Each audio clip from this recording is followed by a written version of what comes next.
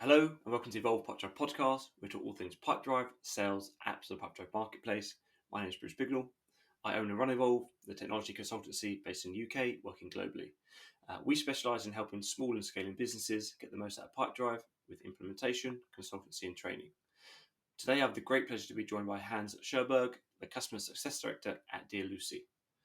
Dear Lucy is a plug-and-play sales dashboard for your CRM with a native integration with Pipedrive. I'm really looking forward to this conversation with Hans for a couple of reasons.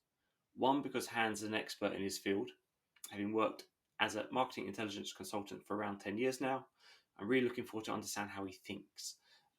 He once received a glowing note from a previous line manager. You might not remember this, but I found it on your LinkedIn, who said, Hans has a rare combination of strategic idea generation and being able to see the big picture, while still having the discipline to work with the details, with the necessary details and nitty-grittiness to get the job done, which I think that's a real nice combination there, right? Being able to think big and actually still get the work done, not just talk stuff.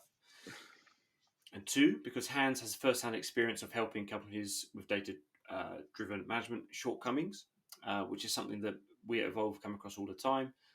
Businesses wanting more support with whether that's meeting the Pipedrive Insights goals, and if they reach limitations of what Pipedrive Insights can do, getting the metrics that they want for their business.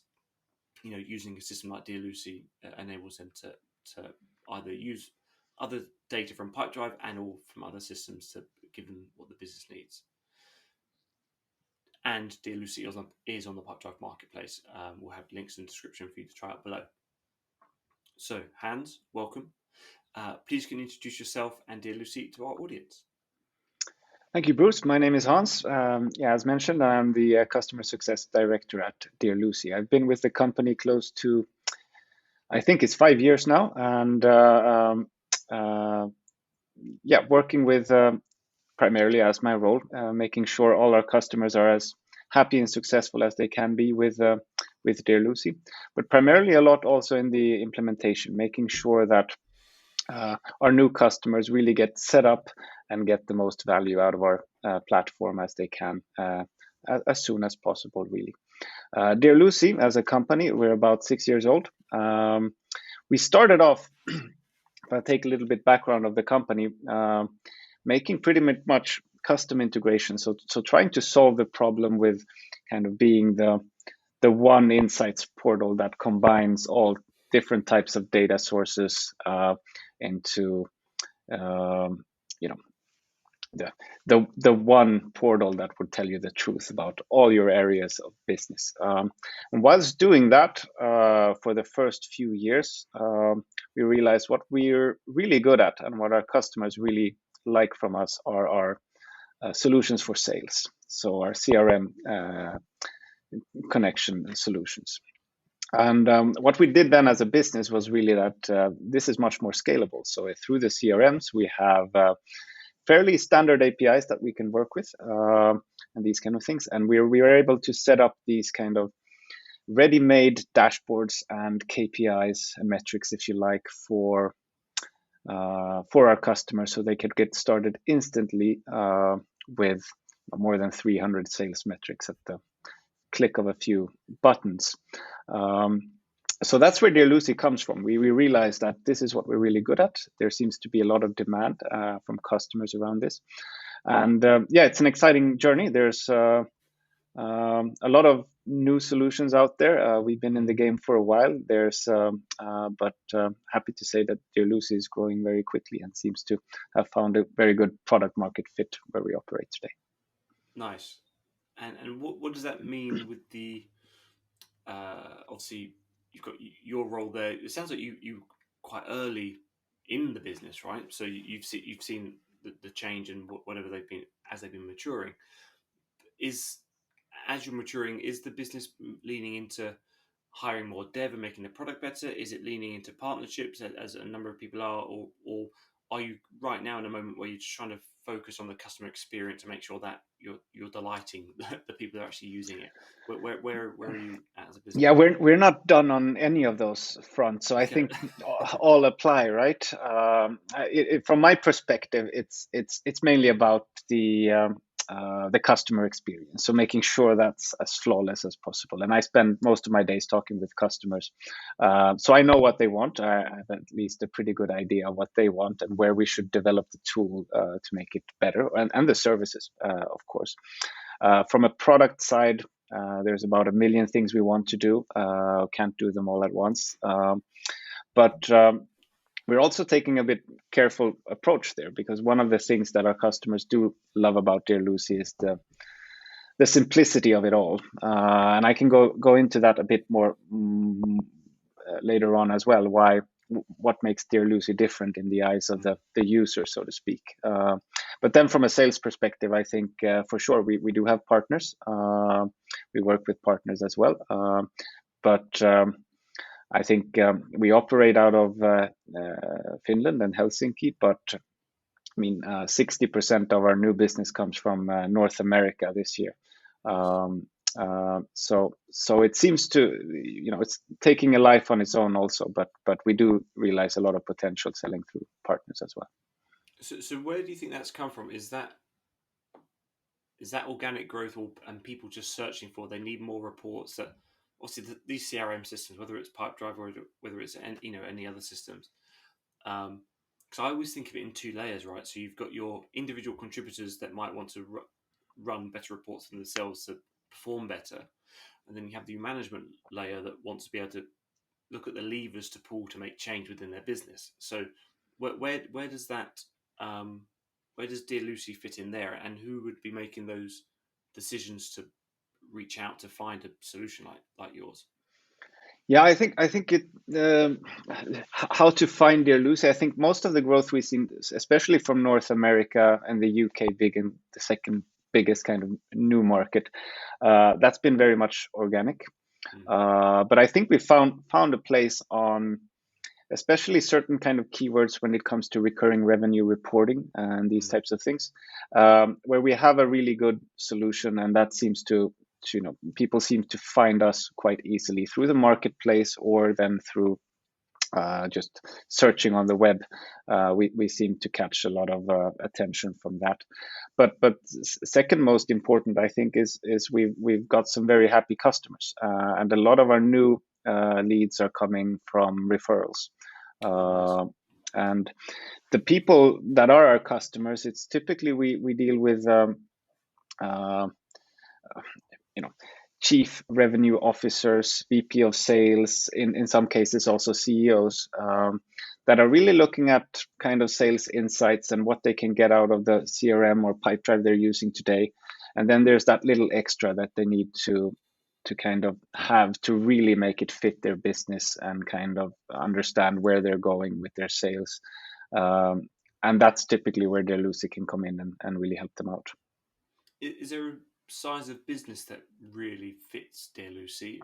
And yeah, would this be 50 plus people? Would this be 500 plus people? Like, obviously, we know the kind of role that you're hitting, but what's the kind of size of business that's choosing Dear Lucy at the moment?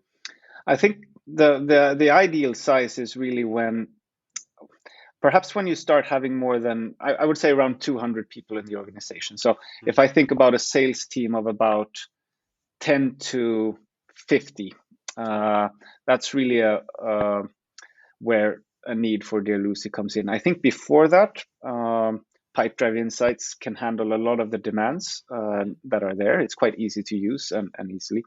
But once you start hitting a certain level or size in the organization, both the CRMs themselves, so your setup in Pipedrive is likely to be more complex, accounting for more different things. But also because you'd like to understand a little bit better what's the overall, where are we really? So, not getting stuck in the nitty-gritty details, but actually getting the full picture. And Dear Lucy, I think this is one of the key values we can bring to companies that have fairly complex setup in their CRM. We can bring them this is the full picture. This is kind of your actual sales, or this is your actual forecast, etc. That being said, we do have clients with only 10 employees. We have enterprise clients as well with well over thousands of employees as well. and really large sales teams. So we do fit them all, but I think for different reasons. And when we start to see a real value for our customers is maybe when they've grown a bit bigger in size, and we can kind of suit their needs quite well.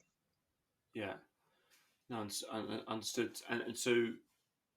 And that's how do they typically get started? Would they try it themselves, and then your team, obviously, where you'd come in and you do a lot of your, I guess, consultancy to actually not just pull off the shelf with your ready-made 300 sales metrics templates. Is there like a consultancy piece there to kind of help them understand what they should be measuring and things like this? Yeah, I think again it goes with the size. So you could sign up through Marketplace or whatever and get started and pay online and become a customer immediately. But I think what we see more is that companies they have a real problem with their reporting. They're not able to. If I use a Pipedrive example, they're not able to do. They want a different currency conversion than Pipedrive does. So Pipedrive uses the current conversion rates. Also historically, Dear Lucy doesn't have to do that. So we can do it whatever they like. So that might be a problem, right? They might find Dear Lucy then, and then typically we have a meeting. It might be me, it might be one of my colleagues, but where we go through and we can typically already through the demo, especially if they start a free trial and we get access to their sales data, we can prove to them that we can deliver this. And then also show them the full set of features that Dear Lucy delivers. So the larger the organization, and I think that's pretty natural, the more meetings before a customer starts and kind of proof of concept that this will work for them. Yeah, for sure. And what would you say is, or has this changed, right? So the type of reporting that people are asking for and what's useful for them, right? So people might there'll be some managers or some business owners that may be asking, I just need to track the activity of my sales reps. I just need to track this, and a lot of that can be done within Pipedrive, right? However, if someone's going to Dear Lucy as an option, that they might be looking for more complex outputs. So it might be, one example I'm thinking of is kind of custom fields and just some calculable fields, or taking data from other sources as well as your Pipedrive, right? To then have a more in-depth output for your marketing team or whatever it might be. So what are you finding in your role that people are asking for now that maybe they haven't been asking for before? So are you seeing marketing and sales get closer aligned? What's kind of your insight there?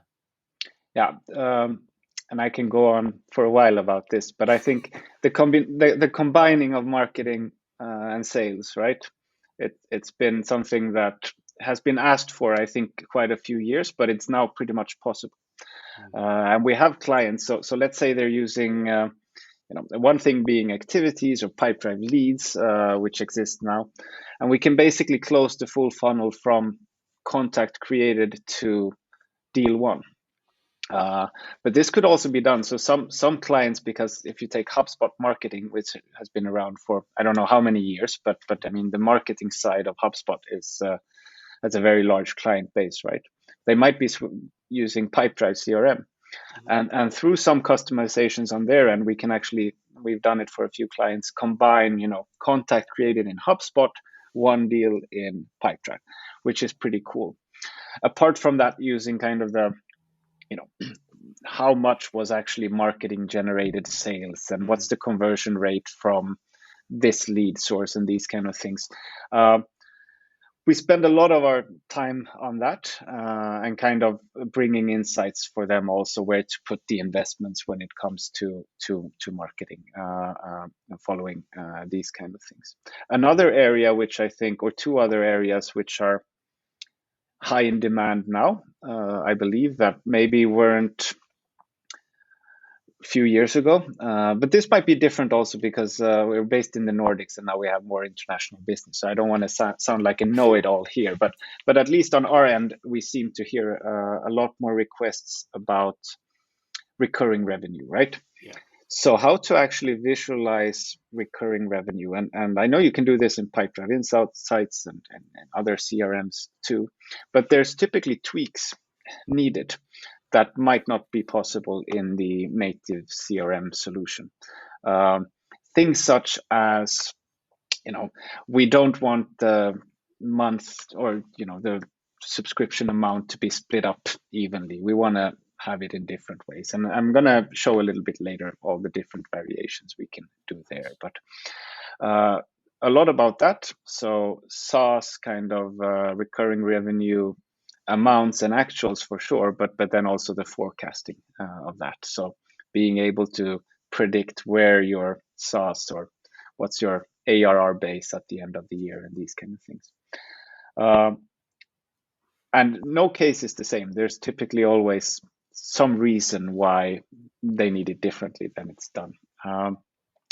Last but not least, I would say that, and this I think has come with the emergence of, and that's been existing at least in the US for a while, probably the UK too, but kind of revenue operations and sales operations teams. So I think more companies have that now.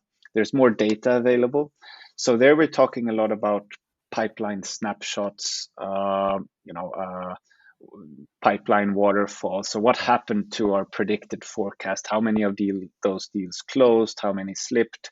So really getting into the kind of sales analytics side of things, which I think is a combination of both. Larger customers, they need to understand better sales for sure, and where is how accurate is the forecast, but also because the CRMs are the reporting is more powerful there too, and the amount of data points that are picked up in the CRMs. Pipedrive 2 it's much better now than it was only a few years ago. So allowing you to track these kind of things is now also made possible, which is probably one explanation for demand being higher. Yeah, I think it's one of those, for the last decade, everyone's known, or we've spoken about data silos between sales and marketing. Um, and if you were really forward thinking, you could have, captured this, but it's always been very hard to really follow the canonical lead source, and where do you attribute that final sale to? And there's a saying that I've said for probably the last 5-6 years now: sales and marketing, they're on the same team. That you're working for Yeah. the same. You're working for the same business. You should be working towards the same goals. You might have different micro goals to earlier in the funnel to then help that team win, but though they should be aligned all the way to that final sale. And technology now allows us to kind of have better conversations internally to do that. So yeah, I completely agree there. What's the uptake from your side? Again, I just want to try and unpick some of your insight here. Right? What would you say some of the challenges that people might face internally when they first say, okay, I now want to, we're going to use a system like Dear Lucy. What are some of the questions that they're asking, what it can do, what it can't do, what kind of challenges are you answering there and helping people with? I think so. And I think the best way to answer this is also how I usually introduce Dear Lucy and what's the difference between Dear Lucy and any other kind of sales insights platform or reporting tool. And I think Dear Lucy is one of the few solutions out there that are aimed at the sales leader, the decision maker, as the end user, not the analyst, so to speak. So rather than having a tool where you can infinitely modify and build your own kind of sales and dashboards, which are fine too, but what Dear Lucy provides you is, 85% to 90% of your sales reporting needs or insights are already there at the point of your fingertips. So you just need to add that metrics. It's been done for you. The additional 10%, whether that's customization through custom fields and these kind of things, that's where the CS team can come in and really make sure that they get the proper setup. But rather than having so my way to try and explain this, we see that sales leaders, they don't really typically care about how it's done, how long it's going to take, and these kind of things. They want to have the insights ready made, and Dear Lucy is really about trying to portray kind of the one company truth. So in Pipedrive Insights, for example, you can have a 1 by month type of chart, sales 1 by month, but there could be 18 different variations of that same chart depending on which filters, which pipeline, and these kind of things that you include. So what we hear a lot from sales leaders is that that's fine, and we can have those too, but where do I go to see the actual ones that are our true KPI for the full funnel or whatever that might be? And that's where Dear Lucy can really, this is it. It's been set up, and nobody's able to kind of go, and you can do it yourself, of course, filter and apply all of those changes. But Dear Lucy is there to kind of bring up the most important sales metrics and KPIs that you want to follow in your business. So I'm not sure if I'm answering your question. I almost forgot it now, but trying to say like, yeah, so go on. The challenges then are there that, you cannot infinitely and directly do too many, build your own metrics. Well, that's the short way to say it. You can't really build your own. You can do quite a bit, but not really fully build your new metrics with Dear Lucy. On the other side of the things, that metric is highly likely to already exist. Yeah, so I think I was going to just mention that it's not metrics for metrics' sake, right? So I think when you separate the sales leader who probably needs more actionable data to impact his team and or report upwards, versus the analyst that maybe wants to find some cool correlation between something. Yeah, so it's focusing on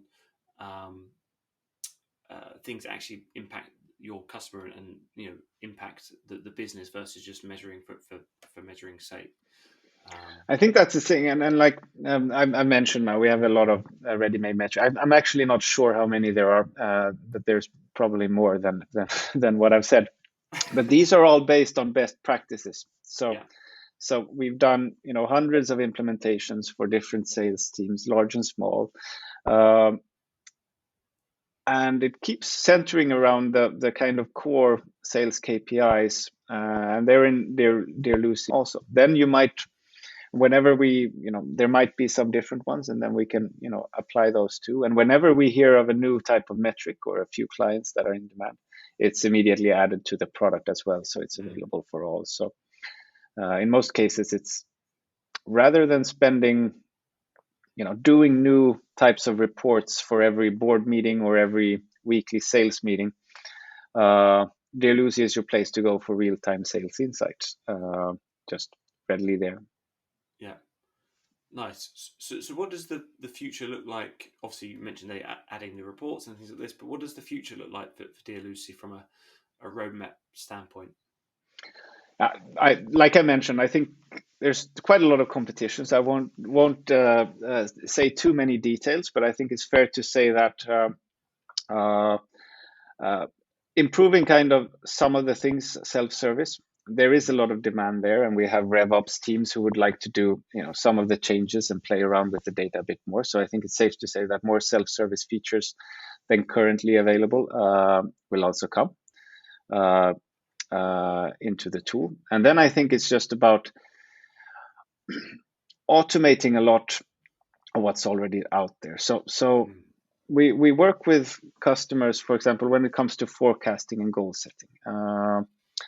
So in Dear Lucy, you can set a goal for anything, not based on person. You can have a goal for, how many new deals should be from that lead source in that pipeline. You don't have to have it per person, or you can set goals on anything. So one of the things that I think is quite possible is to automate a lot of the work that today takes a lot of, and I know that a lot of our customers are or soon to be customers are facing this problem. They have all this data, but they still kind of mangle the data in Excel every month to kind of get an update or to account for things that are, they're not able to do in their reporting tool at the moment. And a lot of that can be automated. So let's say you have a forecast where you want to account for a weighted deal amount for open deals by close date. So that's your kind of standard forecast. But what if you also wanted to take into account seasonality there? So we know that in June, July, August, there's typically a 5% drop during those months in sales historically. And what if you also want to take into account slippage? So we know that the forecast is typically 5% off because deals are pushed, etc. In Dear Lucy, we use all the data that's in your CRM, so we can check historically and kind of base your forecast on 12-month or 24-month rolling periods and say that this is what your pipeline tells you, but based on your past performance in previous years, we know that forecast is probably to be 10% lower. And what RevOps teams spend a lot of time doing today is, of course, manually adjusting percentages. What if all of these go through? Then we have the good scenario. What if those don't come through? Then we have a worse scenario. In Dear Lucy, we can account for this and automate it. So we kind of build the solution once, base it on the data that's already there, and really give you powerful forecasting and able to set targets for it. So now I've been going on for a long while, but my thinking is really that what we want to do is to save up time for people to talk about solutions rather than all the man hours in Excel trying to come up what the data actually look like. You'll be surprised, and as the amount of people that we hear that would say, "Oh, on Friday we have to put the reports together for Monday," and we pull our reports from the CRM. Great, you would think that sounds amazing, but their individual reps haven't updated their CRMs. They spend half of their time on Friday updating whatever. For that manager then to check that and then run his own reports and export that and put it into an Excel sheet or whatever and do his own pivot tables, whatever he wants to be doing, right? So if you captured each of those, so each rep has probably put an extra 4 hours in. The manager's then putting probably over, let's just say it's the same amount of hours for him as well. That's 25 hours across a very small team that you can save weekly. It's we see this all the time, but which actually gets me to think about how does Dear Lucy talk to Pipedrive? So what is the how do they integrate? What's the kind of is it native? What's the kind of relationship between the two? Yeah, so it's a fully certified app on the marketplace, and we know Pipedrive quite well, and we're always in discussions with them on things we want from Pipedrive, and the power that we bring to Pipedrive data as well. We use APIs, so every time something's updated within Pipedrive, it should be reflected in Dear Lucy real soon after. We adjust the connector depending on the size of the company. Standard is that it runs once every hour. We find that that's typically enough for most companies, but we also have cases where it's running every 10 or 5 minutes, depending on if they have like let's say a daily kind of sales dashboard where you want to record how many calls been done today, then you want it to run a lot quicker than that. So that's kind of the integration. I'm not sure if you want me to go into more details than that. No, so what I would urge people to do is check the description of this show, because we'll have a video where Hans walks me through the two platforms and how they integrate and what you can get out of the two of them. So yeah, I would urge people to check that out after they listen to this. Well, thank you for that. I mean, so let's just kind of, as we come towards the end here, Hans, what's the, obviously you've been with Dear Lucy now for 5 years now, but what was the journey for you either to get to Dear Lucy, to choose Dear Lucy, but to become the customer success director that you are now? What's been that journey to get to where you are? Yeah. So like you mentioned in the beginning, I was in market intelligence consulting, this kind of thing before, and uh, one thing, yeah, after doing that for quite a few years, also I started my own freelance consulting for about a year. One of the projects I did was for Dear Lucy, Mm. and I immediately fell in love with, well, both the team, and team is really important, but also the product. So I think that having spent almost my full career dealing with information and insights and delivering that kind of what's being an analyst nerd that I am. But one thing that I really find is important, that how you disseminate information is really, really important. Uh, so I think visualization of data is truly, truly important. And that's how I fell in love with Dear Lucy, because it looks so different, and you can do so many kind of cool stuff than other dashboards can do, if you like, or sales platforms. So the looks is one thing without sacrificing any of the power that's really there of the data behind.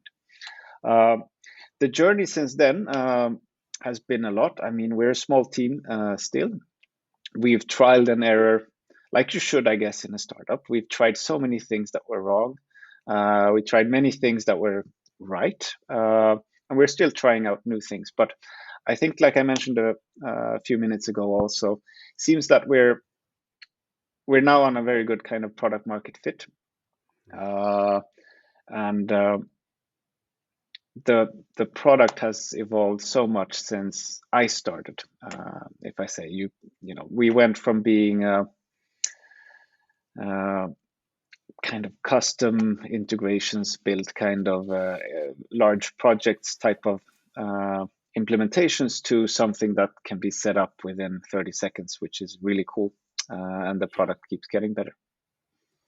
yeah, and that's that piece, that evolution of bespokeness has probably led to a lot of tacit knowledge internally at the business, right? In terms of what, not only how to build great dashboards, but also how to talk to your customers and things like that. So, um, Yeah, and I think it's a really, I have a great job in that sense. I get to speak to sales leaders and sales analysts from all over the world the whole day, and talk about sales. Really, how do they run the sales process? What's working for them? How do they then report it in Pipedrive?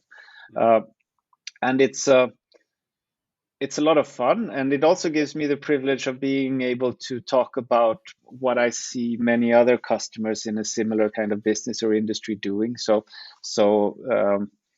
kind of giving some best practice ideas also on what they would have, and good ideas on things to track. So some of the companies out there know exactly what they want to track. mm, Others want to track everything for actually no good reason, just because the yeah, data is available. Uh, so it's a little bit death by sales KPIs, if you yeah, like, which is unnecessary, and kind of really nice to work with customers to finger point what are the ones that matter for you. What are the early warning signals that will allow you to kind of keep the temperature on your sales team, and whether you're going to have a good quarter or not, really. what are the? So that's a really good point in terms of the. Um, how do you help someone that you know that they maybe need to not report on less, but more effective reports?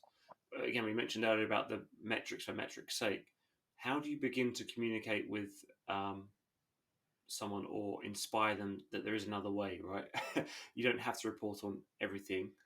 Um, there's a term a friend of mine a long time ago said, it's like a rocking chair, right? So you can think your activities.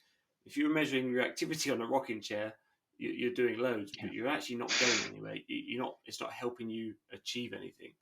Um, it might be a terrible, but I always think of that in terms of these kind of useless metrics. Um, the number of dials made. Yes, it's a or BMI, right? It's a measure, but it's a level one measure. It doesn't actually tell you anything beyond, and people can game it as well. So Yeah. what would you? How do you begin to break that cycle of you don't need to measure this? Is it a case of showing them better metrics, or like, how do you personally, how do you begin to Yeah, break that? good question, and it's different ways to do it, and I think I do it differently with different clients too, depending on where they're coming from. But I think the preferred way, both for clients and myself, is to start with a blank slate. So it's just a conversation, kind of like we're having today. And I ask them about the sales process. I ask them about not so much about the insights. So I don't start with that. We don't look at any dashboards. We don't look at the data at all in the beginning. And it's just a conversation on how they're running sales. And that already gives me a very good picture of probable, the probable, the insights that are probably going to be interesting for them, or the KPIs. But then we talk about also, without looking at any dashboards or insights or what they have today, what are the most important things for you to keep track of? And some are almost surprised by that question. And it goes back to the very basic. How much are we winning, by the time period? Where are we going to end up? And then it might be, all the way down to individual sales performance. What's more important there? And like you said, number of dials is only a means to what? A closed sale. So what are the most important? Is it number of dials, or is it number of dials per a lead becoming an opportunity? So where's the important kind of line to draw? And it's different for different companies, but some clients might ask for, I want 18 different charts showing different types of calls in different time periods. And my point of view is typically to challenge that a bit, right? Why? Probably you need one or two, and that will give you kind of the one. The rest will follow. So I don't know, maybe because it's always different, but in my point of view, the most successful sales teams that we have as customers, and we can see their typical KPIs aren't necessarily that many or that complex, but kind of almost back to basics. Yeah, which kind of repeats the beauty of a visualization. A visualization makes it more communicable, and having simple KPIs makes it more communicable down to your individual sales reps, up to the board or owners as well, right? So there are always layers of what you have to capture to incentivize those below you to help them do a better job, and communicate upwards for business performance. So it's a very good, very, very good. Like we have a few plug and play metrics in Dear Lucy that are quite complex. So like sales velocity, where we take the number of work deals times the average win rate times the, I can't remember the full formula now, divided by the average sales cycle length, right? And that gives you this sales velocity, which is basically a sales performance effectiveness measurement, right? Whether it, does it go up or down? And if we shorten the sales length, sales will increase by 10% or whatever it might be. But that's a very complex metric.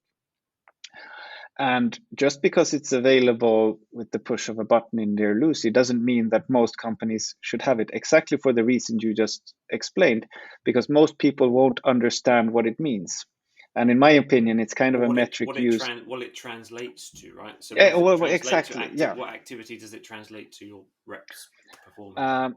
And so it's a metric we only, when I'm involved, then I only introduce to a few clients, and that's maybe when you have the sales analyst there, and they can use that kind of metric to think that, hey, it looks like if we shorten the sales cycle by 2 weeks by doing X, Y, and Z as a sales kind of process strategy, we're going to reach this target instead, and these kind of things, or hit this much in sales. Whereas most companies, if you show that to all the salespeople in your team, it doesn't mean anything. And it would just be a cool metric that why is it going up or down, and they wouldn't know what it means or what it's used for. So I don't want to sound like people don't understand that, but I know from a fact that it's a pretty complex metric to kind of use, and shouldn't be used. If you can't communicate what it means, then better not to have it, at least not for everyone. Yeah, and I think not for everyone, right? Because I think that's the right way to go. And so when we go into these next couple of questions, right? So this is my quick fire round, Yeah. but Okay. they can be long form answers. So from a Pipedrive, from a Dear Lucy standpoint, what's your favorite use case and or report that you've seen someone pull?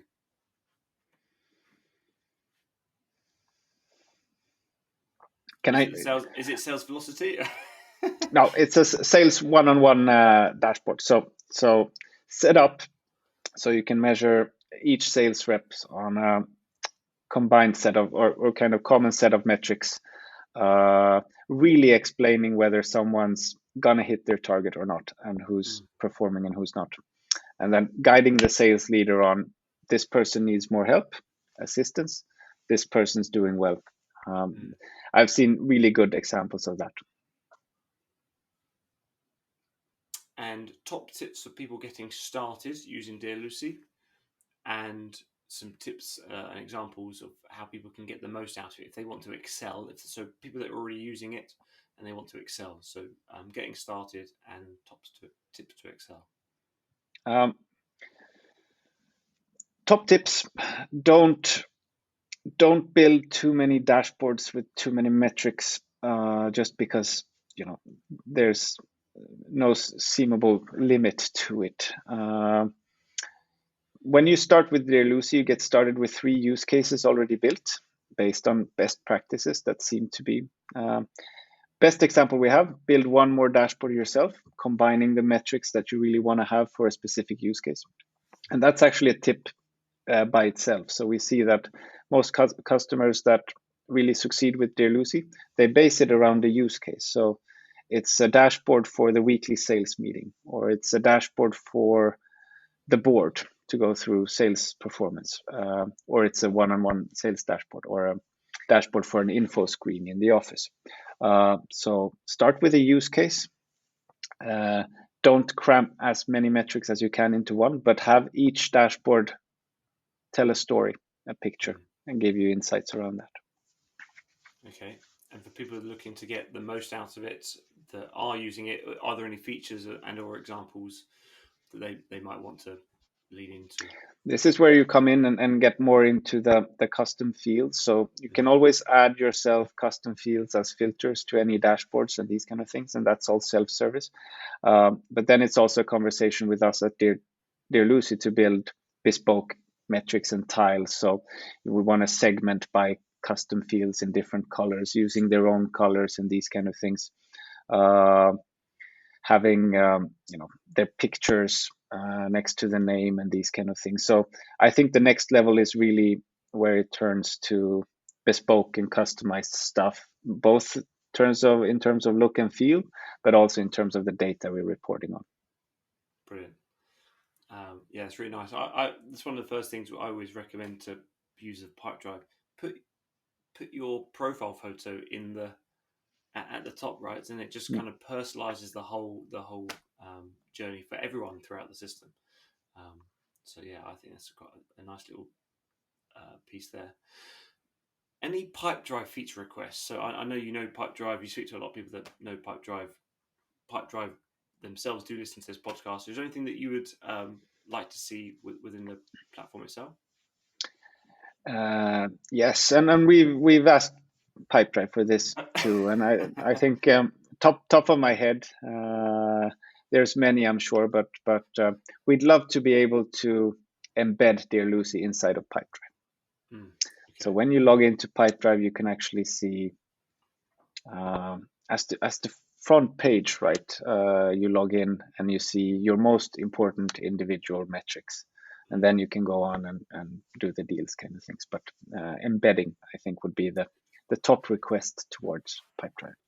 Yeah, I wonder if anyone at Dear Lucy's had those conversations. I'm sure they have.